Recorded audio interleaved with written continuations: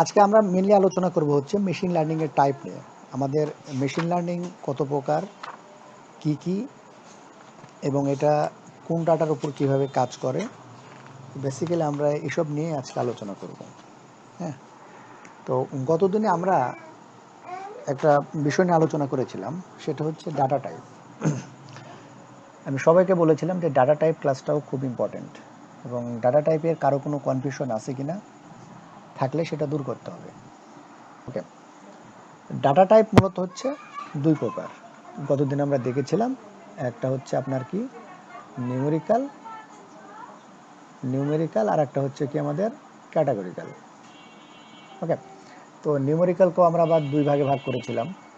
একটা হচ্ছে আপনার ডিসক্রিট, একটা হচ্ছে কন্টিনিউয়াস। আর ক্যাটাগরিক্যালকেও আমরা দুই ভাগে ভাগ করেছিলাম, একটা হচ্ছে নমিনাল আর একটা হচ্ছে অর্ডিনাল।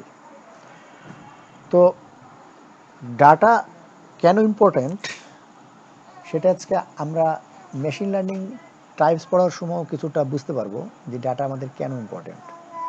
ওকে, মেশিন লার্নিং টাইপের দিকে আমরা আগাই। মেশিন লার্নিং টাইপ, ওকে, TYS। ওকে, আসলে মেশিন লার্নিং ডাটার উপর কিভাবে কাজ করে এটার উপর ভিত্তি করে তা কেউ 3 প্রকার, কেউ 4 প্রকার এভাবে ভাগ করে।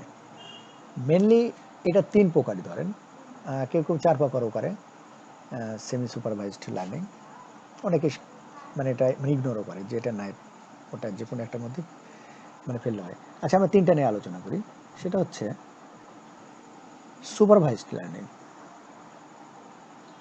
সুপারভাইজড লার্নিং, আর একটা হচ্ছে আনসুপারভাইজড লার্নিং,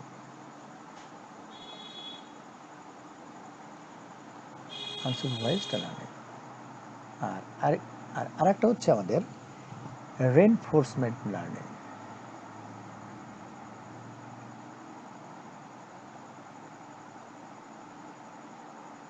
রেনফোর্সমেন্ট সি হবে, সরি,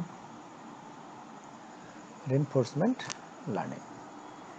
এখন কথা হলো যে আমরা যখন কাজ করব, আমাদের এই তিনটার ভিতরে যে কোনো আমরা এক টাইপের আমরা কাজ করব। ওকে, তো এখন কথা হচ্ছে যে সুপারভাইজ লার্নিং, আনসুপারভাইজ লার্নিং এবং রেনফোর্সমেন্ট লার্নিং এই জিনিসগুলা কিভাবে ভাগ হলো। ওকে, এই ভাগ করার আগে আমাদেরকে আবার ওই ডাটা টাইপটাই দেখতে হবে যে ডাটা টাইপটা কেমন। ওকে, এখন প্রথমে আমরা আসি সুপারভাইজড লার্নিংটা কি। ঠিক আছে, সুপারভাইজড লার্নিং। আচ্ছা, আসলে মেশিন লার্নিং আমরা বলতে যা বোঝাই সেটা হলো learning from data. Okay, learning from ডাটাই হচ্ছে আমাদের মেশিন লার্নিং। তো এখন এই যে ডাটা আছে, এই ডাটাটার নাম আছে কি না তার উপর ভিত্তি করে কিন্তু আমরা ডাটাকে বলতে পারি যে দুই ভাগে ভাগ করা যায়। যেমন আমি এক্সাম্পল দিই, ধরেন ফলের দোকানে যদি সব রকম ফলের নাম দেওয়া থাকে, সেটা আমরা জানি যে কোনটা কোন ফল, তাই না? নাম, তাই এখন আমরা যদি নাম দেওয়া থাকে, ফলের যদি নাম দেওয়া থাকে, তাহলে তাকে আমরা বলবো কি data, label data, label data. অথবা ট্যাগ দেওয়া থাকলে, ফলের নাম অথবা ট্যাগ যেটাই বলে দেওয়া থাকলে সেটাকে আমরা বলি লেবেল ডাটা, কারণ ওর একটা লেবেল আছে। এখন যদি কলা হয়, নাম লেখা থাকে কলা, তাহলে সেটা কলাই। এখন আপনি এমন একটা ফল আছে যেটা আপনি চিনেন না, ধরেন পার্সিমন। পার্সিমন অনেকেই চিনেন না, অনেকেই চিনেন পার্সিমন ফল, অথবা লোকার্ট। তো ওই ফলের উপর যদি নাম দেওয়া থাকে, ট্যাগ যদি দেওয়া থাকে আমাদের, তাহলে কিন্তু আমরা বলতে পারি যে ওই ফলের নাম এই, না জানলে আমরা বলতে পারি ওই ফল এটাই ফল। ঠিক আছে?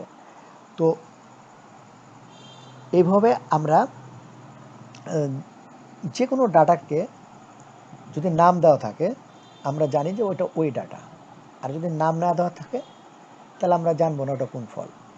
ওকে, তো এখন সুপারভাইজড মেশিন লার্নিংয়ের ক্ষেত্রে মডেলকে আমরা বলে দিব। ধরেন আমরা ফল নিয়ে আমরা একটা মডেল তৈরি করব। হ্যাঁ, তো আমরা বলে দিব কিভাবে, যে যদি ফলের সাইজ গোল হয়, আপনারা একটু আইডিয়া করেন আমি কোন ফলের কথা বলছি। যদি ফলের সাইজ গোল হয়, উপরে গর্তের মতো একটু হয়, ফলের রং লাল অথবা হালকা সবুজ হয়, সেটা কি ধরনের ফল মানে হতে পারে? ওকে, আমরা সেই ফলের নাম দিয়ে মানে নাম দিয়ে দিলাম আপেল। আমি মেশিন লার্নিংকে বলে দিলাম, মডেলকে বলছি, বা ছোট বাচ্চাকেও বলছি। আমি যেটা সবসময় যেটা এক্সাম্পল দিই ছোট বাচ্চাকে নিয়ে, যে কিছু জানে না তাকে আমি বলছি যে এটা আপেল। ওকে, এরকম এরকম ফল হলে সেটা আপেল। আবার তাকে আমি বলে দিলাম ফলের সাইজ সিলিন্ডারের মতো, হ্যাঁ, একটু বাঁকা হবে, রংটা আপনার গ্রিন ইয়েলো এরকম মাঝামাঝি বা গ্রিন ইয়েলো হতে পারে, তাহলে সেটা কি হতে পারে? আমি বললাম কি সিলিন্ডারের মতো এবং খুব বাঁকা। ঠিক আছে, তারপরে রং হবে কি হলুদ বা সবুজ, তাহলে অবশ্যই এটা কলার মতো হবে। ঠিক আছে, আমরা বলে দেবো যে এটা কলা। ঠিক আছে, এখন পরে যদি অন্য ঝুড়ি থেকে আমরা যদি এই আপেল এই আপেল যদি অথবা এই কলা যদি নিয়ে যদি ওই ছোট বাচ্চাকে অথবা আমরা মেশিন লার্নিংয়ের মডেলকে বলি যে এটা কি, তখন এটার তো ট্যাগ আছে, এগুলো ট্যাগ আছে, ট্যাগ দিয়ে সে বলে দেবে এটা আপেল অথবা কলা। ওকে, এটাই হচ্ছে আমাদের হচ্ছে সুপারভাইজড মেশিন লার্নিং। মানে মানে হচ্ছে আমাদের ট্যাগ থাকবে, নাম থাকবে, যদি নাম থাকে তাহলে সেটা সুপারভাইজড মেশিন লার্নিং। আমি এখন একটু রিয়াল কিছু এক্সাম্পল দিই, আর একটা যেটা আমি মাঝে মধ্যেই দিব যে এক্সাম্পলটা। ধরেন একজনের আইকিউ কি, আইকিউ আছে, আর একটা আছে সিজিপি, সিজিপি আছে, এখানে আছে প্লেসমেন্ট। ওকে, প্লেসমেন্ট। এখন এখানে কারো আপনার আছে 87 ধরেন আইকিউ, তার আছে 7.1, একে ওয়াই, মানে সে চান্স পাবে। ওকে, কারো আছে 100, ধরেন 100 আছে, আর ইয়ে হচ্ছে 8.9, সে অবশ্যই চান্স পাবে অনেক বেশি। কারো আছে 75 আইকিউ, এটা আছে হচ্ছে 6.3, নো। এরকম ধরেন আমাদের কয়টা আছে, 500টা ডাটা আছে বা 5000 ডাটা আছে, যেটাই ধরেন 5500 জন স্টুডেন্টের এরকম আমরা নিয়ে আমরা মডেল তৈরি করেছি যে এখানে চান্স পাবে কি পাবে না, এই আমাদের ট্যাগ আছে কিন্তু।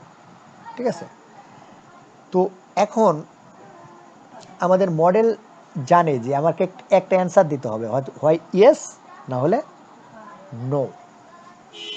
ঠিক আছে, যদি এরকম হয় যে আমাদের এটা কিন্তু ইনপুট দিচ্ছে, আমরা মডেলকে দিচ্ছি ইনপুট এবং আমরা আউটপুট পাচ্ছি, এটাতে আমরা ট্রেন দিলাম। এখন অন্য একটা স্টুডেন্ট যার 90 হচ্ছে কি আইকিউ, আর মনে করেন যে সিজিপিএ হচ্ছে ধরেন 6.8, এখন এ চান্স পাবে কিনা, এইটা যখন আমি ইনপুট দিব সে আমাকে অবশ্যই একটা আউটপুট দেবে, ওয়াই অথবা নো। এটাই হচ্ছে আমাদের সুপারভাইজড লার্নিং। তাহলে আমরা সুপারভাইজড লার্নিং এর একটা সুন্দর ডেফিনেশন দিতে পারি। কিরকম? যদি ইনপুট এবং আউটপুট এর মধ্যে রিলেশন করে নতুন ইনপুটের জন্য আউটপুট পাওয়া যায়, সেটা সুপারভাইজড মেশিন লার্নিং। কি বললাম? ইনপুট এবং আউটপুটের মধ্যে আমরা একটা রিলেশন করেছি, মডেল করেছি, করার পরে নতুন একটা ইনপুট দিয়েছি, তার জন্য আমরা একটা আউটপুট পাচ্ছি, ইয়েস অথবা নো। এইভাবে যদি আর একটা নতুন আউটপুট পাওয়া যায় ইনপুটের জন্য, তাহলে সেটা আমাদের কি? Supervised machine learning. Supervised machine learning আপাতত এতটুকুই বুঝলে চলবে। হ্যাঁ, আমরা যখন কাজ করতে যাব, প্রজেক্ট করতে যাব বা ডাটা নিয়ে কাজ করব, তখন আমরা বলবো যে এটা সুপারভাইজড লার্নিং হবে না হবে না। ঠিক আছে? ওকে, এখন আমরা আসি সুপারভাইজড লার্নিং এর শ্রেণী, মানে কয় ভাগে ভাগ করা যায়। ওকে, সুপারভাইজড মেশিন লার্নিং এর টাইপ। সুপারভাইজড একে কয় ভাগে ভাগ করা যায়? একে ভাগ করা যায় দুই ভাগে। একটা হচ্ছে রিগ্রেশন প্রবলেম,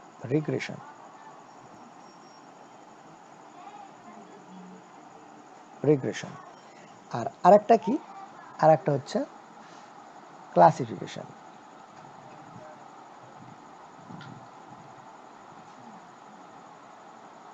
ওকে, আচ্ছা, তাহলে আমার এখন প্রশ্ন যে কোনটা রিগ্রেশন প্রবলেম আর কোনটা ক্লাসিফিকেশন প্রবলেম?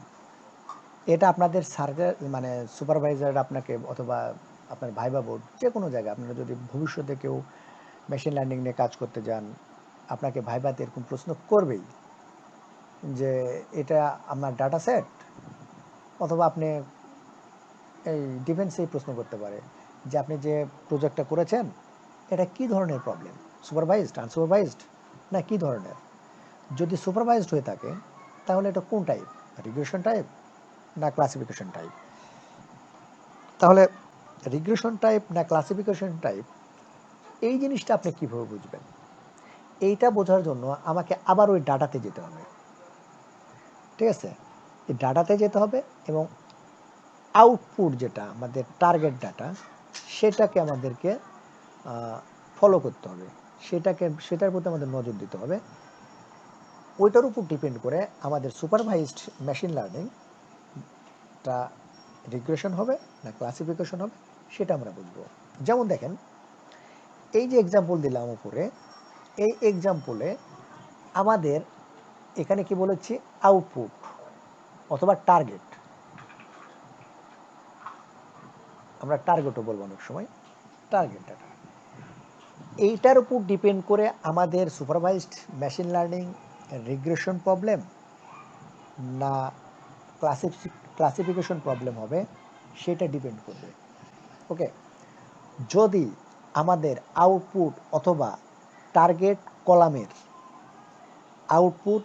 টার্গেট কলামের ডেটা, এই ডেটাগুলো যদি আমাদের ক্যাটাগরিক্যাল হয়, তাহলে সেটা হবে আমাদের ক্লাসিফিকেশন প্রবলেম। যদি নিউমেরিক্যাল ডাটা হয়, তাহলে সেটা হবে রিগ্রেশন প্রবলেম। আমি আবারও বলি, এটা একটা ডাটা সেট, এই ডাটা সেটের ইনপুট এইদিকে থাকে, ইনপুটের আমার সাথে সাথ নাই। এখন হচ্ছে আমাদের যেটা আউটপুট বা টার্গেট কলাম, সেইটার ডাটা যদি আমাদের ক্যাটাগরিক্যাল হয়, তাহলে আমাদের হবে হচ্ছে ক্লাসিফিকেশন সুপারভাইজড মেশিন লার্নিং, মানে ক্লাসিফিকেশন প্রবলেম ওটা। আর যদি নিউমেরিক্যাল হয়, তাহলে রিগ্রেশন প্রবলেম।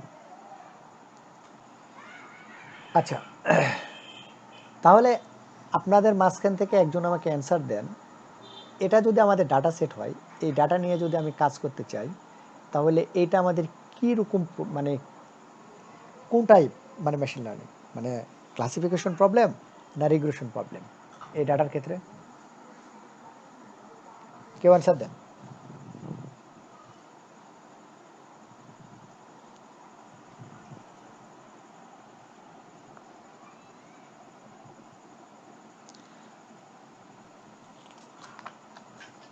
কেউ একটু অ্যান্সার দেন।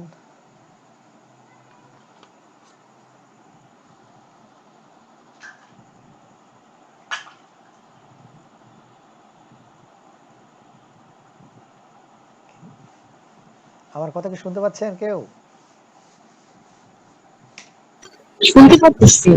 তাহলে বলেন এটা কি কি ধরনের মানে প্রবলেম, ক্লাসিফিকেশন প্রবলেম না রেগুলেশন প্রবলেম?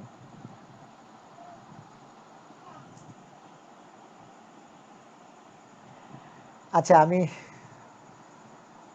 আগে শেষ করি, তারপরে আমি যখন কোডিংয়ে যাব তখন আমি সবাইকে প্রশ্ন করব, হ্যাঁ? কারণ কোডিংয়ের ইয়েটা আমি রেকর্ডিং করব না।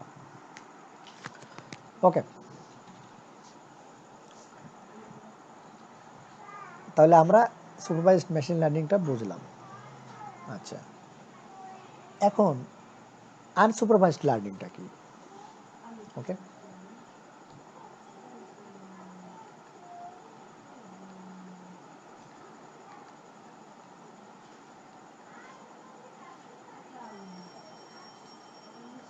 Unsupervised learning.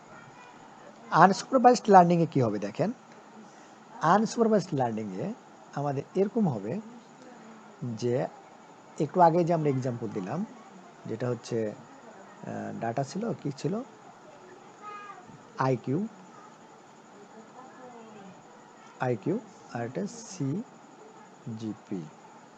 আচ্ছা, এই দুটাই কলম থাকবে। ধরেন এখানে 90, এখানে হচ্ছে 7.0, এখানে 18, এখানে মনে করেন যে আইকিউ হয়ে গেছে 6.0, এখানে ধরেন 100 পাইছে, কারো আইকিউ তার ইয়েটা হচ্ছে ধরেন কত দিন, 50 ধরেন। তো এখন দেখেন আমাদের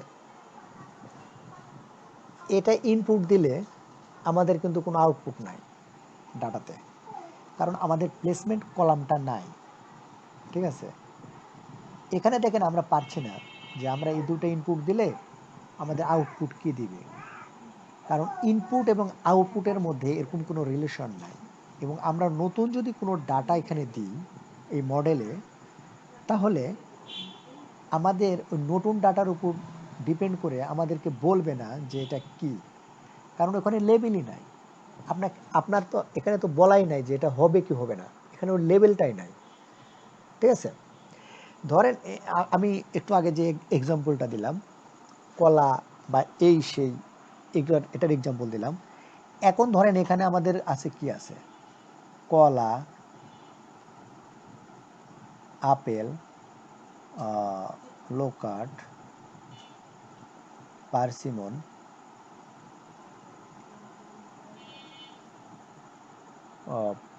পার্সিমন, পিনাট বাটার, ধরেন যা আছে, এই চারটা ফল মনে করেন দেওয়া আছে। এখন এই চারটা ফল আপনারা কেউ চিনেন না, কেউ চিনেন না। তাহলে আপনাকে যদি বলা হয় এটা কি, আপনি তো পারবেন না, কখনোই পারবেন না। এখন আপনি বড়জোর কি করতে পারেন, বড়জোর পারেন যে কলা হচ্ছে সবগুলো এরকম এরকম, যেগুলো এরকম এরকম আছে, ধরেন এরকম এরকম আছে, এরকম এরকম আছে, কলা, এগুলো কলা। আপেল হচ্ছে মনে করেন গোল, এরকম দিলাম। পার্সিমন তো গোল টাইপ, এরকম দিলাম, পার্সিমনগুলো সব এরকম দিলাম ধরেন। আর আপেল হচ্ছে এরকম, পার্সিমন হচ্ছে এরকম, আর লোকাট হচ্ছে এরকম ছোট ছোট, লোকাট এরকম। এখন আপনারা কি করতে পারবেন, বড় জোর করতে পারবেন কি, এই যেগুলো আপনার এরকম আছে সবগুলাকে আপনারা করতে পারবেন কি এরকম, এরকম সবগুলা নিয়ে একটা ঘর করলেন, আবার এরকমকে নিয়ে সবগুলাকে একটা করলেন। ঠিক আছে, আবার এরকমকে নিয়ে সবগুলাকে করলেন একটা, হ্যাঁ, আবার এরকম যেগুলো আছে এইটা আপনারা করতে পারেন। কারণ আপনাকে বলা হলো এগুলো কি নাম বলেন, পারলেন না। আপনি বড় জোর কি করতে পারবেন, এইগুলোকে নিয়ে এক ঝুড়িতে, ওইগুলোতে এক ঝুড়িতে, ওইগুলোতে এক ঝুড়িতে, ওইগুলোতে এক ঝুড়িতে নিয়ে আপনি রেখে দিতে পারবেন। ঠিক আছে, এখন আপনি এই জায়গায় যদি এরকম কোনো ফল দেন, ধরেন এরকম কোনো ফল দিলেন, এ তখন আপনাকে বলবে না যে এটা এটা কলা বা আপেল বা লোকাট কিছু বলবে না। এ কি করতে পারে, আপনি কি করতে পারেন, আপনি বলতে পারেন ভাই আমি নাম জানি না, এই জিনিসটা এর সাথে মিল আছে, এটা এর মধ্যে থাকবে। ঠিক আছে, আবার দেখা যাচ্ছে এখানে এরকম একটা ফল পাইছেন, তখন আপনি বলবেন যে ভাই আর আমি নাম জানি না, এটা এর মধ্যে থাকবে, এর সাথে মিল আছে। এই যে আমরা নাম জানি না বাট একটা গ্রুপের মধ্যে আমরা তাকে ঢুকিয়ে দিতে পারি, হ্যাঁ, এটাই হচ্ছে আমাদের সুপারভাইজড আনসুপারভাইজড লার্নিং।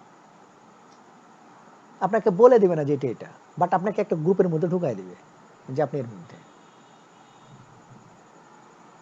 ঠিক আছে, এটাই হচ্ছে আমাদের হচ্ছে আনসুপারভাইজড লার্নিং। তাহলে আমরা এখানে কি বলতে পারি, এখানে অ্যালগোরিদম কোনো গাইডেন্স ছাড়া কাজ করে। এখানে কি কি জিনিস কাজ করে, এখানে কয়েকটা জিনিস কাজ করে, সেটা হচ্ছে আমি যদি বলি, একটা হচ্ছে সিমিলারিটি, সিমিলারিটি, তারপরে আপনার হচ্ছে প্যাটার্ন, প্যাটার্ন, তারপরে হচ্ছে কি বলে ডিফারেন্স, ওকে, ডিফারেন্স, এর উপর এগুলোর উপর ডিপেন্ড করে সে হচ্ছে গ্রুপ তৈরি করবে, যেটা আমরা একটু আগে করলাম। ওকে, এখন এই যে এই যে হচ্ছে আনসুপারভাইজড লার্নিং, আনসুপারভাইজড লার্নিং এর উপর কিছু প্রকারভেদ আছে। ঠিক আছে, আনসুপারভাইজড লার্নিং কি লেখা না কেন,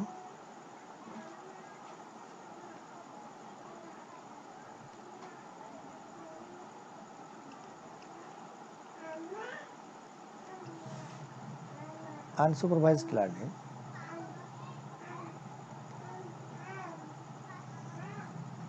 এটা কয়েক প্রকার, যেমন এক, clustering,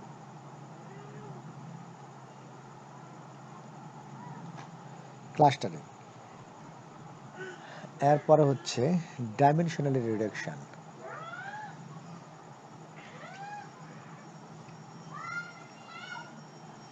dimensionality reduction,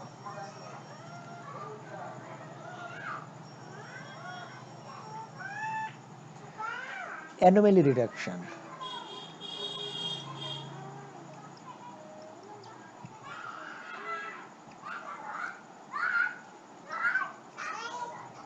anomaly reduction, আর একটা হচ্ছে অ্যাসোসিয়েশন রুল।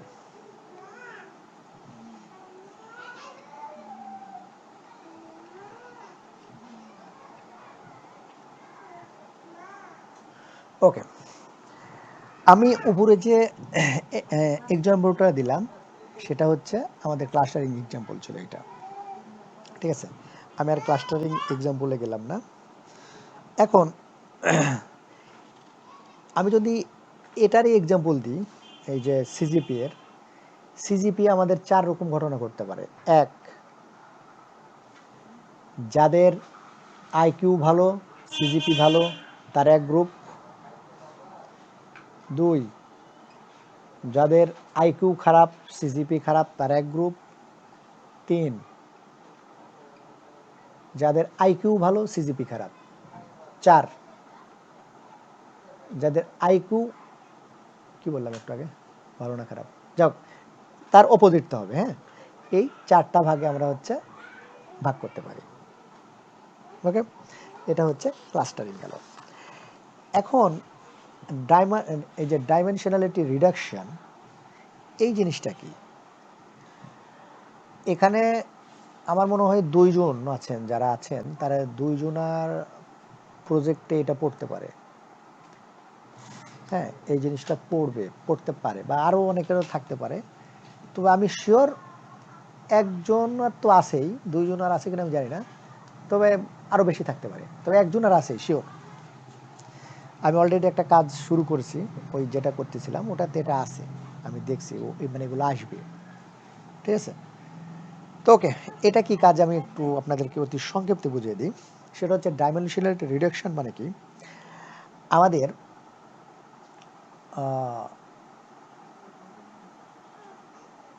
সংক্ষেপে লিখলাম ডিআর, ডাইমেনশনাল ডিরেকশনটা কি, ধরেন আমাদের অনেকগুলো কলাম আছে, ঠিক আছে, একটা বাসা আমরা বিক্রি করব, কোন জায়গার কীরকম দাম, গুলশানে কীরকম দাম, ধানমন্ডিতে কীরকম দাম, সাভারে কীরকম দাম, এগুলোর অনেকগুলো কলাম আছে, ঠিক আছে। এখানে দেওয়া আছে রুম, হ্যাঁ, এখানে দেওয়া আছে ওয়াশরুম, এখানে লোকেশন, ঠিক আছে, এখানে কত নম্বর ফ্লোর, তারপরে দেওয়া আছে এখানে মানে মানে মনে করেন যে কি থাকে ডেকোরেশন, এরকম কিছু আছে ধরেন, দেয়া এখানে আছে প্রাইস। এখন আমাদের যত কলাম থাকবে,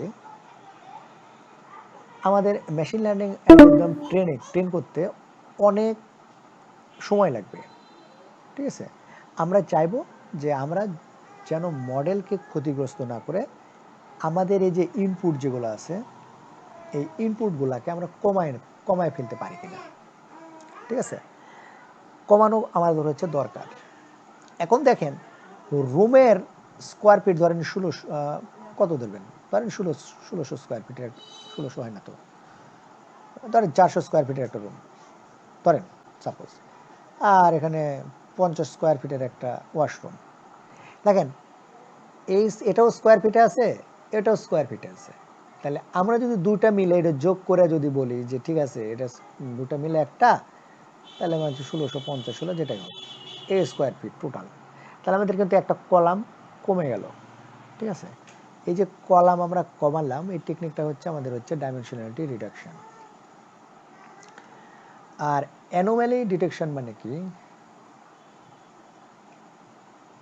অ্যানোমালি ডিটেকশন, আচ্ছা, অ্যানোমালি ডিটেকশন হচ্ছে যে আপনাকে বলছিলাম, আমি একটা এক্সাম্পলে বলেছিলাম, একজনের এজ আছে, এজ ধরেন এজ একটা কলাম, কারো বয়স দেওয়া আছে 80 বছর, কারো 50 বছর, কারো হয়ে গেছে 400 বছর। একটা গ্রামের বয়স বলা হয়েছে যে একটা পপুলেশন দেওয়া হয়েছে, তার মধ্যে এজ আছে, কলাম আছে এরকম 400 বছর। আর একজনের হয়ে গেছে ওরকম মনে করেন যে 30 দিতে যাও, আর হয়ে গেছে 300 বছর। আবার আর একজনের দেখা যাচ্ছে যে 40 করতে যায়, হয়ে গেছে -40 বছর। -40 বছর কারো বয়স হয়, অথবা এই জামানায় কেউ 400 বছর 300 বছর বাঁচে। এখন বলা যদি হয় যে ওকে এই গ্রামের গড় বয়স নির্ণয় করেন, ধরেন গড় বয়স হয়ে গেছে আপনার হচ্ছে 200 বছর, একটা সংবাদপত্রে আসলো ওই গ্রামের গড় বয়স 200 বছর। এখন বিশ্বের সবগুলা মানুষ বলতেছে ভাই আমি তো এতগুলা টাকা নিয়ে মানে বসে আছি, জাপানে বাসে 90 বছর, ওখানে বাসতেছে 200 বছর, তাহলে আমি ওই গ্রামে যাই থাকবো। চিন্তা করেন, তাহলে আমরা যদি এরকম একটা রিপোর্ট তৈরি করি, আমাদের রিপোর্ট কিন্তু ভুল আসবে। আসলে হবে কি, এটা 40 লিখতে যায় 400 হয়ে গেছে, 330 লিখতে যায় 300 হয়ে গেছে। তো এইগুলাকে আমাদের হচ্ছে রিমুভ করতে হয়, যে এগুলো এর সাথে রিলেটেড না, হ্যাঁ, এটাকে অ্যানোমালি ডিটেকশন বলে, ঠিক আছে। আর আরেকটা যেটা হচ্ছে আমাদের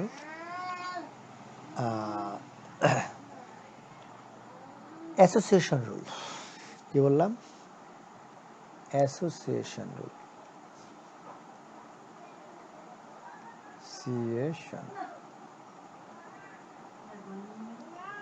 অ্যাসোসিয়েশন রুলের আমি কোনো এক্সাম্পল দিচ্ছি না ওইভাবে, শুধু একটা গল্প করব। সেটা হচ্ছে আমরা যারা সুপার শপগুলোতে যাই, সুপার শপগুলোতে আমরা যাই, তারা একটা জিনিস দেখবো কি, ধরেন এটা যদি আমাদের গেট হয়, সরি, ধরেন এটা আমাদের যদি গেট হয়, এখানে আমাদের গেট, এখানে ধরেন ওরা ক্যাশ নিয়ে বসে আছে, ঠিক আছে।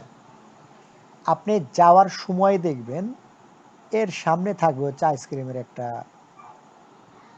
বাক্স থাকবে, এর চারপাশে চকলেট থাকবে, এইদিকে খাবার টাওয়ার জিনিস থাকবে, কোক টোক এসে এগুলো সব মিলে এদিকেই থাকবে বেশি। আপনি ম্যাক্সিমাম দোকানে যান, এটা থাকবেই। ধরেন আপনি এখানে গরুর মাংস কিনতে গেছেন, এই কর্নারে গরুর মাংসের জন্য, আপনি দেখবেন এখানে পোলার চাল আছে, পোলার চালের পরে দেখবেন যে এখানে কোক রাখা আছে বা দই রাখা আছে। এটা হচ্ছে অ্যাসোসিয়েশন রুল দিয়ে করা হয়। ওরাও কিন্তু এই মেশিন লার্নিং টেকনিকটা অ্যাপ্লাই করে। কারণ দেখেন, আপনি যখন এখানে যাবেন, ওদের এই জায়গায় আইসক্রিম রাখলে বিক্রির ওদের পরিমাণ বাড়বেই। আপনি যদি এই জায়গায় যদি চকলেট আইসক্রিম রাখতেন, এই জায়গায় বাচ্চার যে বাবা মা আছে, এই কর্নারের দিকে সে যাবেই না।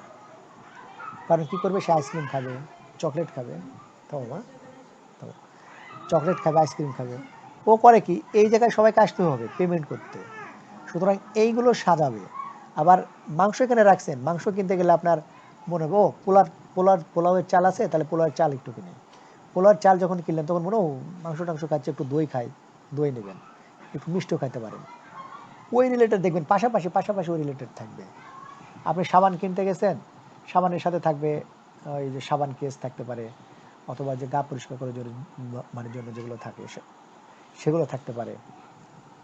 এইগুলো কিন্তু পাশাপাশি রাখবে, একটা এই পারে রাখবে, একটা এই পারে রাখবে, এরকম না। এই জিনিসটা হচ্ছে আমাদের অ্যাসোসিয়েশন রুল। ওকে।